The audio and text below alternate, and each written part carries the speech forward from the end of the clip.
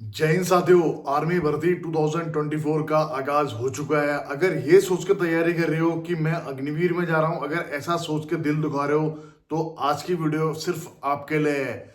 आप बिल्कुल भी ये ना सोचें कि आप अग्निवीर के लिए भर्ती हो रहे हैं।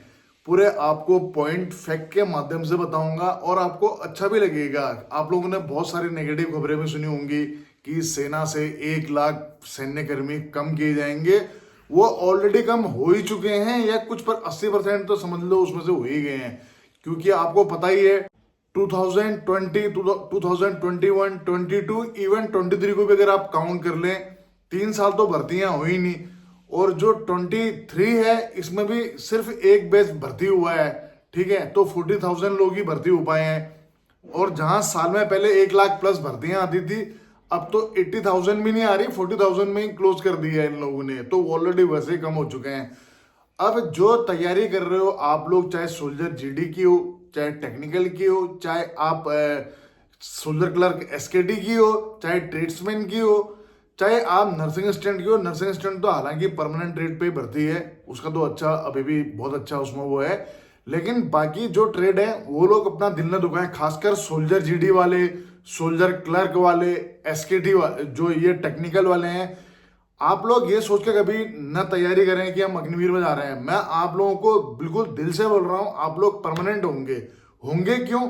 6 पॉइंट के माध्यम से आपको समझाऊंगा। जय हिंद साथियों, मैं हूं आपका साथी भूतपूर्व सैनिक मनोज सिंह।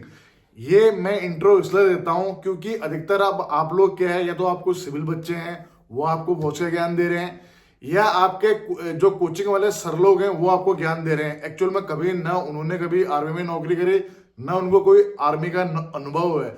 आर्मी का ज्ञान पढ़ के देना एक अलग चीज होता है, एक आर्मी में रह के आर्मी को पूरी समझ के ज्ञान देना एक चीज अलग होता है। मैं एक इन्फेंट्री का सोल्जर हूँ। 18 साल मेरी भारतीय सेना में नौकरी है। पूरा खानदान इंडियन आर्मी में है और यार दोस्त सबसे टच में रहते हैं। तो मैं उनसे यही बोलता हूँ यार कि जैसे ये टेक्निकल वाले जा रहे हैं तो इनको 4 साल के बाद में क्या इनको घर भेज दिया जाएगा, केवल 25% को ही पूरा किया जाएगा। दोस्तों टेक्निकल इतना नाम छोटा है, टेक्निकल टेक्निकल में इतने सारे ट्रेड होते हैं कि क्या बताऊं, चाहे एएमई का हो चाहे सिग्नल का हो। तो वो बोल रहे हैं भैया रिटायरमेंट जाने वाले जा ही रहे हैं, उनके बदले कितने भर्ती हो रहे हैं आप बताओ। मतलब मुश्किल से एक यूनिट में 1 2 5 10 लोग पहुंचते हैं। तो अगर इनको 25% वाला क्राइटेरिया देकर इनको भेज दिया जाएगा तो रहेगा कौन? फौज की फॉर्मेशन जो है वो संभालेगा कौन? तो ये चीजें हैं। बस आपका डिसिप्लिन अच्छा होना चाहिए, आप मेडिकल जो आपकी फिटनेस है वो बरकरार रहनी चाहिए, आपका पीपीटी एक्सीलेंट में आना चाहिए। उसके बाद कोई वजह ऐसी नहीं है कि आप परमानेंट इंडियन आर्मी के सोल्जर ना बनो। क्यों आप परमानेंट होंगे उसके पीछे मैं आपको कुछ फैक्ट समझाता हूं। चलिए, आप भर्ती हो गए इंडियन आर्मी में।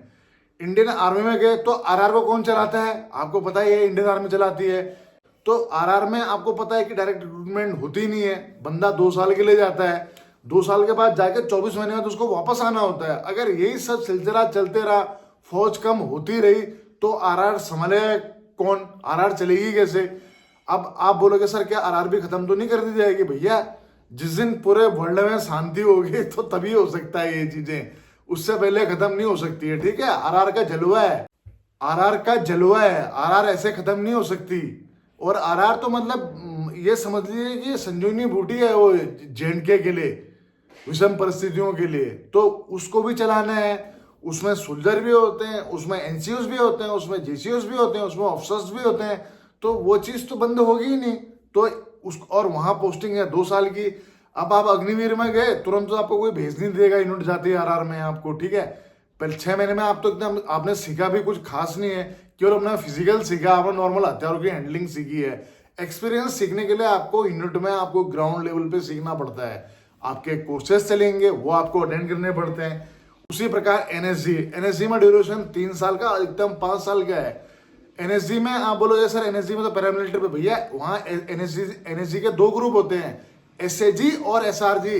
आर्मी वाले जाते हैं एसएजी में, special action group, anti hijacking, anti terrorist, counter insurgency, rescue operation में एसएजी जाती है। ताजकांड हुआ देखा आपने, अक्षरधाम हुआ, वहां ऑपरेशन आर्मी वाले ही जो एनएसजी के होते हैं वो लोग जाते हैं वहां पे। तो ये संस्थाएं कैसे, अगर 4 साल की नौकरी कर देंगे तो ये संस्थाएं कैसे चलेंगी, आप बताएं। चलिए अब आ जाते हैं तीसरा आ जाते हैं ईआरईज पे। आप लोगों को नहीं पता होगा जो सिविल बच्चे की ईआरईज क्या होती है। जब आप यूनिट जाते हैं, यूनिट एक, जैसे आपको कोई रेजिमेंट मिलती है, रेजिमेंटल सेंटर मिलता है, वहां ट्रेनिंग के लिए जाते हैं, उसी रेजिमेंटल सेंटर की अलग अलग यूनिट्स होती है, आप वहां पर गए पोस्टिंग। उसके बाद यूनिट्स के बाद यूनिट बटालियन एक छोटा स्तर होता है, उससे बड़ा स्तर हो गया आपका ब्रिगेड, ब्रिगेड से बड़ा स्तर हो गया आपका डिप, डिप से बड़ा स्तर हो गया आपका कोर, कोर से बड़ी होगी कमांड।